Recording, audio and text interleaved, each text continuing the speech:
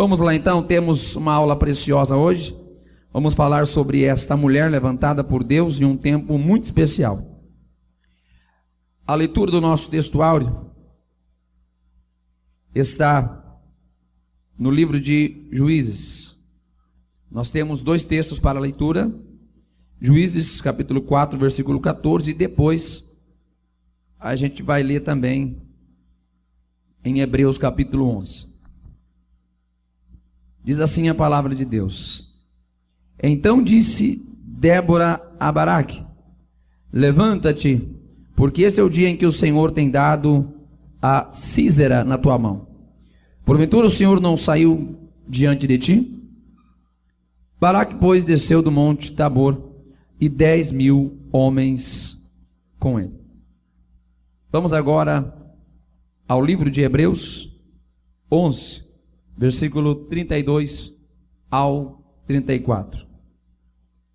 E o que mais direi? Faltar-me-ia o tempo contando de Gideão, e de Baraque, e de Sansão, e de Jefté, e de Davi, e de Samuel, e dos profetas, os quais pela fé venceram reinos, praticaram a justiça, alcançaram promessas, fecharam as bocas dos leões, apagaram a força do fogo, escaparam do fio da espada, da fraqueza tiraram forças, na batalha se esforçaram, puseram em fugida os exércitos dos estranhos. Levante a palavra de Deus. Vamos pedir para Deus falar conosco. E claro, acima de tudo, que o nosso coração esteja preparado para receber esta palavra. Senhor meu Deus e meu Pai, é no nome de Jesus Cristo, teu Filho amado, que nós pedimos. Prepara os nossos corações, meu Deus, para te ouvir. Queremos entender, ó Pai, e aplicar a tua palavra. Que os nossos ouvidos estejam atentos para receber tudo quanto de ti virá para nós nesta noite. Meu Deus, que o teu Espírito Santo encontre liberdade para ministrar em nós, meu Deus. Queremos ser tocados, abençoados, transformados, renovados, avivados pelo poder da tua palavra, meu Deus. Te pedimos em nome de Jesus Cristo. Amém, Jesus, e amém, Jesus. Tome o seu assento, por favor, e vamos juntos aplaudir a Jesus com muita alegria. Preste atenção na palavra de Deus. Nós estamos em uma série de estudos sobre os personagens bíblicos do Antigo Testamento. Antepenúltima aula nós falávamos de Moisés fomos a Josué, e agora de Josué a gente vai ingressar no período dos juízes. Lembrando um pouquinho sobre a nossa última aula, nós vemos o final do livro de Josué. Josué já bem velhinho, já não é mais aquele jovem em seu vigor, o qual havia vencido reinos, conquistado territórios. Agora ele já está no finalzinho da sua trajetória, está no finalzinho da sua vida, e ele vai propor ao povo, tanto no capítulo 23 como no capítulo 24 do seu livro, que o povo fizesse a sua escolha, a quem eles serviriam, se a Deus ou a qualquer outro Deus. Mas ele deixou claro que a sua escolha era a de seguir a Deus. Não deu em outra.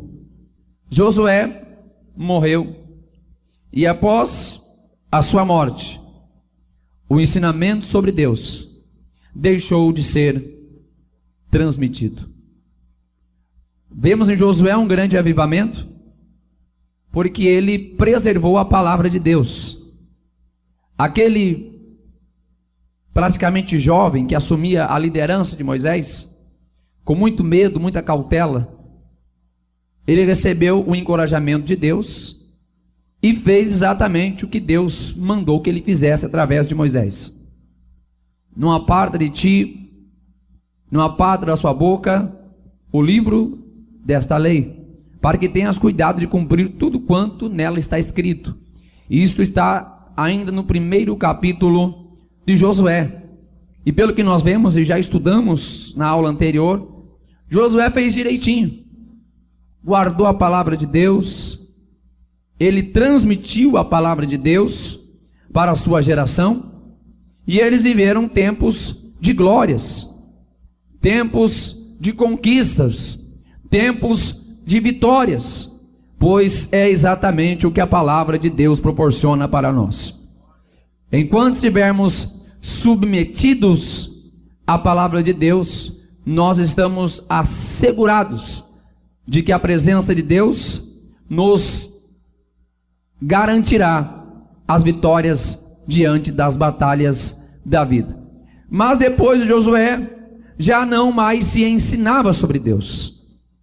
Esqueceram-se da lei, esqueceram-se das palavras de Deus. E o que aconteceu é que o povo começou a misturar-se com estrangeiros. Deus havia falado, o povo de Deus é um povo separado.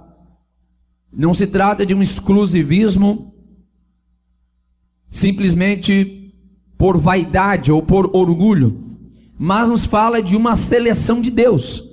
O povo de Deus foi separado e Deus disse, não se misture com os outros povos, justamente pelo cuidado de Deus, para que o seu povo não pervertesse a sua adoração, porque todos os povos vizinhos de Israel eram idólatras. Cada um adorava o seu Deus ou os seus deuses. Somente Israel adorava ao único Deus, ao Senhor que havia os livrado da terra do Egito. Por isso Deus disse, não se misture, para que vocês não se pervertam. Quando Deus nos adverte a santidade, Deus nos adverte a separação. A ordem de Deus não mudou. Estamos em uma configuração diferente.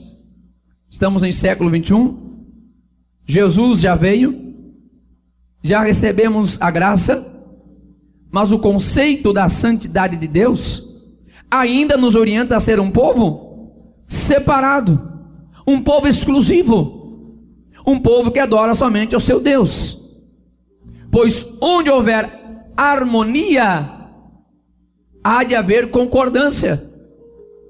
A luz não se dá com as trevas. Ou a gente entra no mundo que é trevas e ilumina o mundo, ou então o mundo vai apagar a luz de Deus que está em nós. Não se pode ter amizade com o mundo. E eles esqueceram do ensinamento. A palavra de Deus deixou de ser apregoada. As verdades de Deus começaram a ser esquecidas. Por isso eu digo, todos nós que somos pregadores da palavra de Deus, temos um compromisso com a verdade de Deus. Não podemos deixar de transmitir o Evangelho de Jesus Cristo em sua essência, em sua totalidade, sem mescla com o mundo, sem mescla com o liberalismo teológico do século 21, que começa a suavizar as doutrinas bíblicas, que começa a suavizar o poder, a essência das Escrituras. Precisamos tomar cuidado para que não caiamos no mesmo erro de Israel. E o que nós vamos observar é que a história de Israel, ela é cíclica. O que acontece? Quando a gente vai observar, desde a morte de Josué, nós vemos que o Senhor levantava um líder temente, e o povo recebia livramento de Deus. Mas quando o líder morria, o povo já se esquecia da palavra de Deus. De repente passava a ser oprimidos novamente, clamavam a Deus, Deus enviava um novo líder, e a paz retornava. O problema é que assim foi a vida toda. Juízes capítulo 2, versículo 18 e 19. E quando o Senhor lhes levantava juízes, o Senhor era com o juiz, e os livrava da mão dos seus inimigos, todos os dias daquele juiz, porquanto o Senhor se arrependia pelo seu gemido, por causa dos que os apertavam e oprimiam. Porém sucedia que, falecendo o juiz, tornavam e se corrompiam mais do que seus pais andavam após outros deuses, servindo-os e encurvando-se a eles. Nada deixavam das suas obras, nem do seu duro caminho. Preste atenção na palavra de Deus. O povo já estava na terra que Deus havia lhe prometido, mas o povo ainda não conseguia assumir um compromisso fiel com a verdade de Deus. A pergunta é: quanto tempo eu e você vamos demorar para assumir um compromisso verdadeiro de temor à palavra de Deus, de temor às sagradas escrituras, aliança ao pacto que nós temos com Deus? Aquele povo tinha tudo para ver muito mais de Deus. Aquele povo tinha de tudo, tinha promessa, Deus estava sobre eles, mas o problema é que a vida deles era caindo e levantando, inconstância. A inconstância nos priva de viver as promessas de Deus. A inconstância na fé, a inconstância na oração, a inconstância no fervor, a inconstância na fidelidade. Pastor, o que é inconstância? Inconstância é aquele que não consegue manter o seu padrão. Hoje está muito crente, recebe poder, começa a pular, saltar, cuidado quem está do lado, mas amanhã o fogo já se apagou, já não tem mais nada. Hoje ora, amanhã já não ora.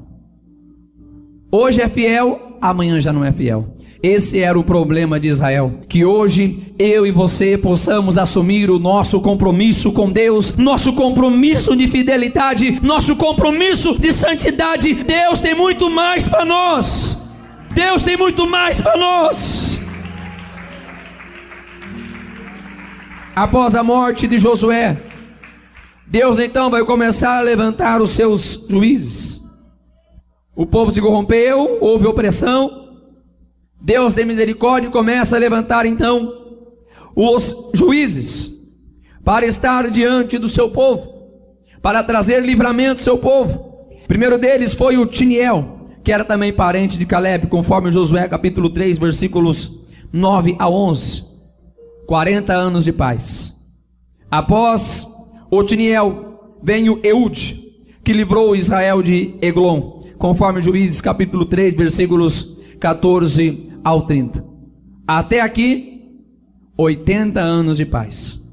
40 com Otiniel, 40 com Eude. Obedeceram a Deus, guardaram a palavra de Deus, paz e tranquilidade. O problema é que após a morte de Eude, eles voltaram a fazer o que era mal aos olhos do Senhor. E agora vão ser entregues nas mãos de Jabim, rei de Canaã. Este rei tinha um poderoso capitão por nome Sísera, que violentamente oprimia Israel.